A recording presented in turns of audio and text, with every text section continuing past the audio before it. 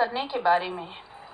लगातार एक जैसी कड़ी सुरक्षा का होना उद्यम के सबसे मूल्यवान सुरक्षा नियंत्रण को प्रदर्शित करता है। यह नेटवर्क की कमजोरियां और हमले की संभावना को कम करता है और आपके संगठन को हानि होने से बचाता है।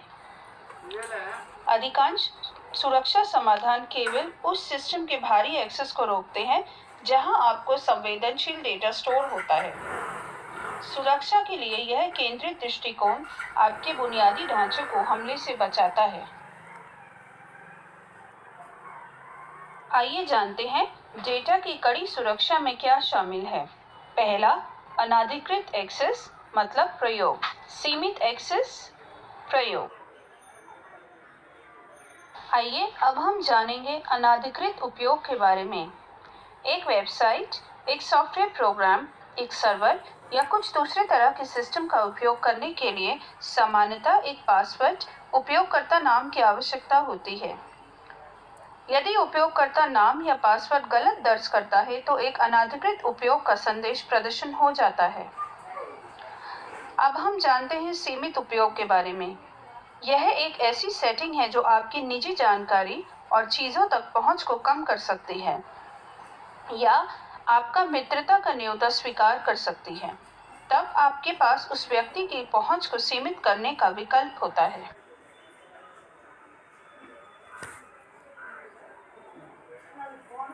आइए जानते हैं एक स्वस्थ, सुरक्षित और खतरे से मुक्त कार्य वातावरण कैसे बनाया जा सकता है।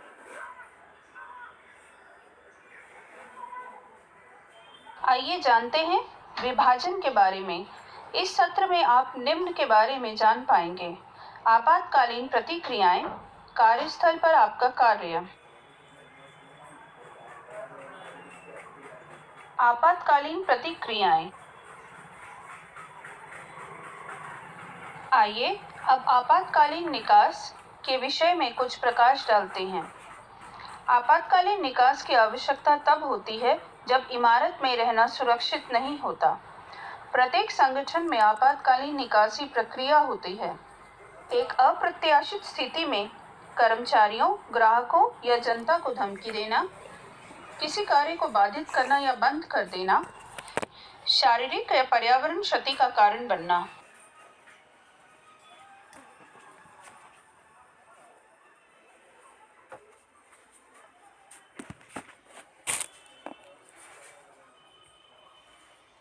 आइए जानते हैं निकासी की कुछ शर्तों के बारे में। निकासी की आवश्यकता वाली आपातकालीन स्थितियों में कुछ चीजें शामिल हैं, जैसे आग, विस्फोट, बाढ़, भूकंप, तूफान, चक्रवात, जहरीले पदार्थ का फैलाव, नागरिक उपद्रव।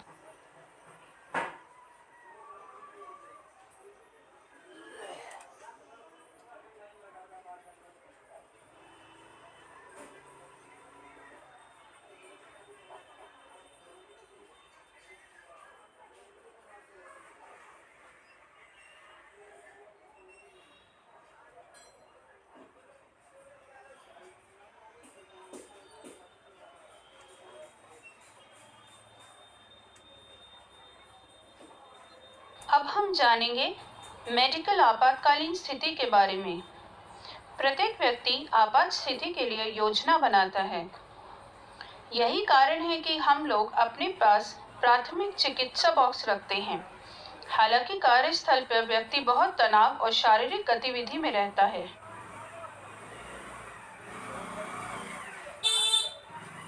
आइए जानते हैं एक मेडिकल आपातकालीन स्थिति को किस प्रकार संभाला जाए। एक चिकित्सक आपातकाल या आकस्मिक चोट या चिकित्सीय कमी होती है जो गंभीर होती है। एक मेडिकल आपातकालीन स्थिति में कभी-कभी आपातकालीन सेवाओं के लिए कॉल करने से पहले आपके तत्काल ध्यान देने की आवश्यकता होती है।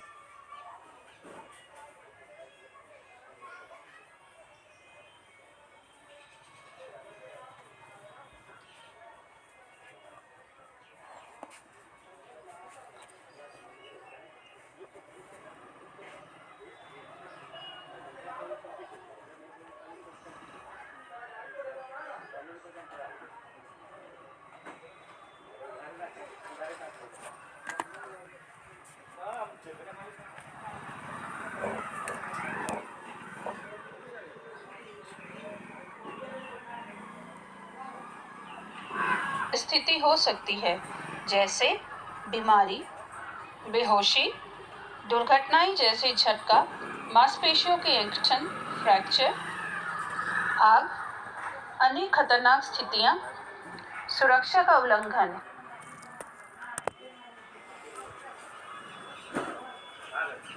आइए जानते हैं मेडिकल आपात स्थिति में क्या करना चाहिए।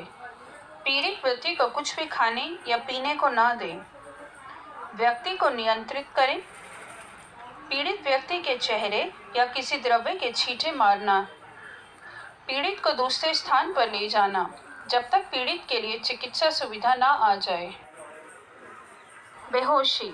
बेहोशी थोड़ी देर के लिए होश खो जाना है, जो कि मस्तिष्क में रक्त प्रवाह की अस्थायी कमी के कारण होता है।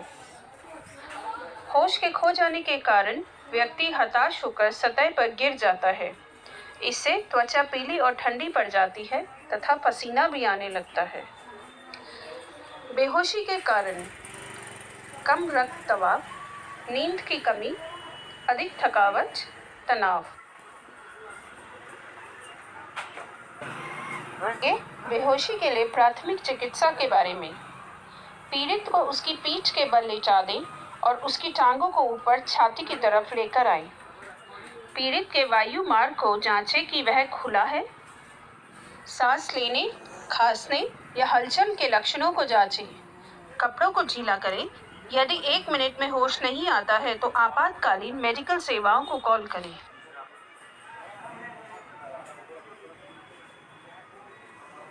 सर्दी, यह वायरस या मौसम के आए बदलाव के कारण होती है। जुकाम के लक्षण: बुखार, सर दर्द, तेज दर्द और थकान, गंभीर खांसी। इलाज: पास के क्लिनिक में लेके जाएं।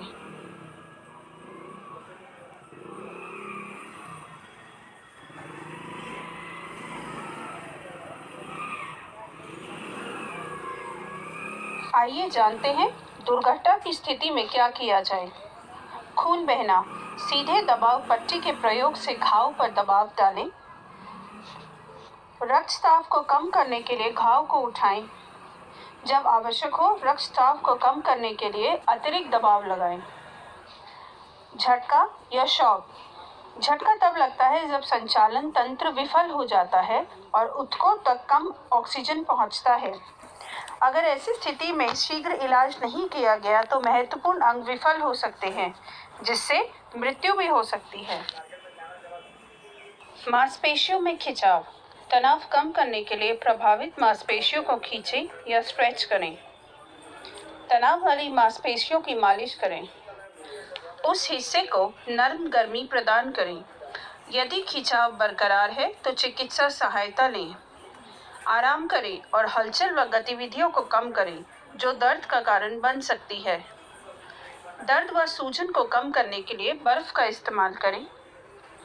एक लोचदार पट्टी या अंगोछा पहनने से हल्का दबाव या सूजन कम करने की मदद मिलती है। क्षतिग्रस्त भुजा को हृदय के स्तर के ऊपर उठाने से दर्द व सूजन में कमी आती है। फ्रैक्चर, फ्रैक्चर हड्डी की निरंतरता के साथ एक जोड़ या दरार के समान होता है। विस्थापन, जोड़ उखड़ना। विस्थापन एक या अधिक हड्डियों को जोड़ से हटाना है। आमतौर पर यह कंधे, कोहनी, अंगूठे, उंगलियों और निचले जबड़ों में होता है। जोड़ उखड़ने और फ्रैक्चर के लिए प्राथमिक चिकित्सा इस प्रकार है। प्रभावी हिस्से को स्थिर कर दें। प्रभावी हिस्से को पूर्ण तरीके से रोक लें। एक कपड़े का उपयोग एक सीलिंग की तरह करें। एक बोर्ड का उपयोग स्लिंग की तरह करें। पीड़ित को ध्यानपूर्वक स्ट्रेचर पर स्थानांतरित करें। डॉक्टर को बुलाएं। अब जानते हैं आग लगने की स्थिति में क्या किया जाए। यदि आपको आग का पता लगता है या अगर आप आग का अलार्म सुनते हैं तो पहली प्राथमिकता सुरक्षित रूप से बाहर निकलना है। एक बार इमारत से निकलने और सुरक्षित स्थान तक पहुंचने के बाद आपातकाल को रिपोर्ट करें और इसके साथ में यह कार्य भी करना चाहिए। सभी फायर अलार्म को गंभीरता से लें और इमारत को तुरंत छोड़ दें। रुके मत, हैंडल्स को छू कर देखें। यदि वह गर्म है तो उन्हें ना खोलें। कमरे से बाहर निकलने का दूसरा रास्ता ढूंढें। यदि आप बाहर नहीं जा सकते हैं तो सहायता के लिए संकेत दें। अपने पीछे के दरवाजे बंद कर दें। जहां धुआं ना गया हो वहां हवा साफ और